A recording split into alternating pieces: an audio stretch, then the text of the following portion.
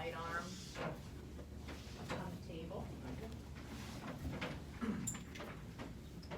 And I don't know where it is, we have something, did we find it in the other class, Louis, that you can kind of hold an arm up in, it's a little kind of triangle. So if I'm gonna use his ulnar styloid as a bony landmark, I need to mark it, sorry about that. I need to mark it, and then this is what I do. I don't care if you use the metric system or our system, but it has to be consistent. Like I've had students take one measurement in inches and flip it around in centimeters. I mean, that's just nuts. All right, so please don't do that. As far as the distance between each line, that kind of depends on how big of an area I need to measure. So right now I'm just gonna focus on his lower arm, so maybe I'll do every 2 inches or so. If I did his entire arm, maybe I do 2, maybe I do 3, maybe I do 4. But I just kind of look at the person, their size, and what I need to be responsible to measure. So I'm gonna use inches. So I'm gonna put the tape here. Of course, this one's a little crooked. You can see that, right? Can you go get me another tape? It's right in, I think, the bag there.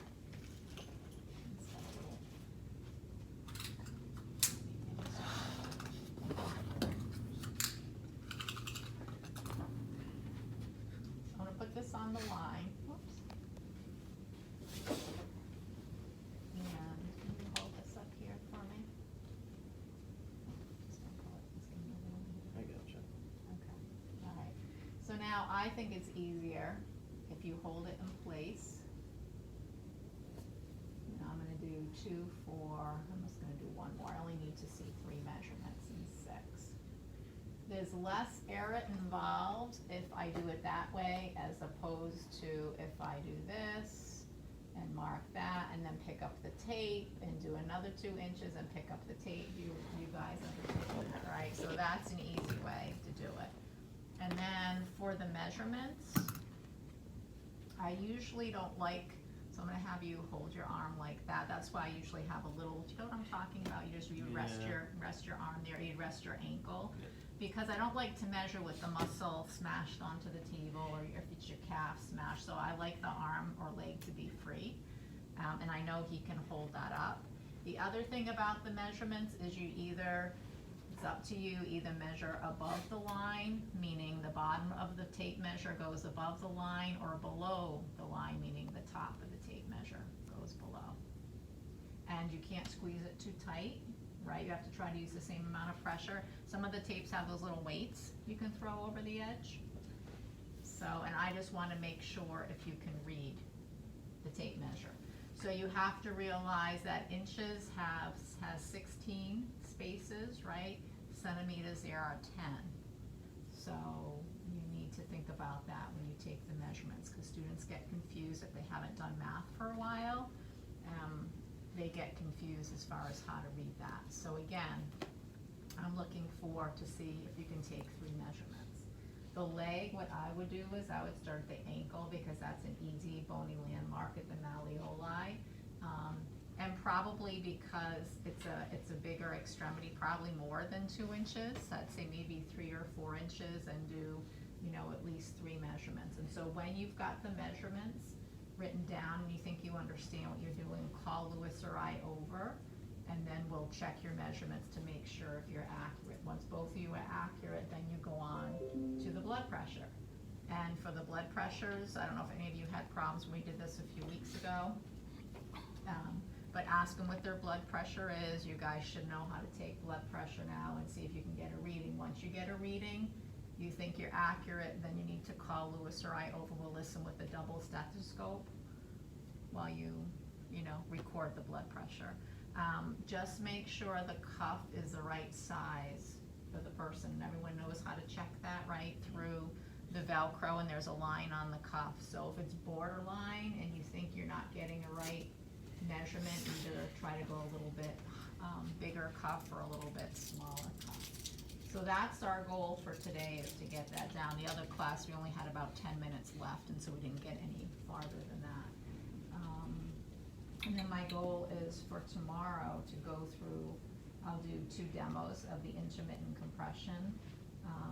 go over it just like it would be your skill comp, and then if we have time, we'll do some sterile technique. And so what is intermittent compression? What unit, the unit we have, what's that used for? What kind of diagnoses? DVT? So you're thinking of for prevention of DVT. So the machines in the hospitals that people will put on post-surgery, you'll see all the time, they blow up the legs, right? They squeeze and release and squeeze and release. That's for prevention of DVT. So this, it could be used for that, but why do you think you would do it in the clinic, in the PT clinic? Okay. Edema. So what kinds of edema? Good. What kinds of edema? Lymphedema and edema from what else? What kind of insufficiency? Venous insufficiency. How about arterial insufficiency? No. Why? Because then the heart. Because just think about people with arterial insufficiency. If he had arterial insufficiency, that means when we use this on his leg, because that's usually where arterial insufficiency is, that means he's already not getting the blood supply. Because people with arterial insufficiency end up getting amputations, right? So if he's already not getting the blood supply in his lower leg, why am I going to elevate it more and push the blood away from there? And with arterial insufficiency, you don't really get hardly any swelling at all.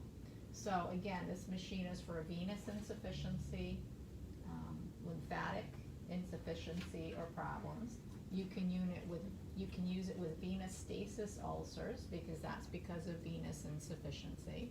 You can't use it with arterial ulcers or diabetic ulcers because they're both arterial based. You can use it for, we talked about like orthopedic injuries where there's swelling. Okay. How about some contraindications, which, and we'll go over this again in lecture and in lab. CHF or any type of kidney disease, major organ failure, it's contraindicated.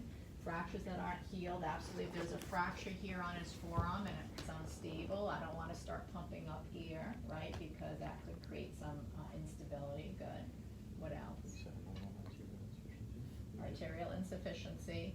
Someone that already has a DVT, right? Because if you already have it and you're not getting treated for it, you don't want to push it so it becomes a traveling embolus enlarged in a big artery. Anything else you can think of? Don't let it go 10.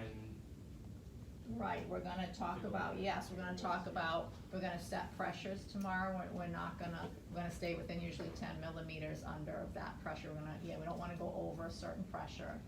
If he was on anticoagulants, right, blood thinners, and I would be afraid of bruising, sometimes the pressure from the machine might bruise. Active cancer, you don't want to spread something like that, or if you have like an active infection, you might think about spreading. So those are some of them. There's probably a couple more on the PowerPoint.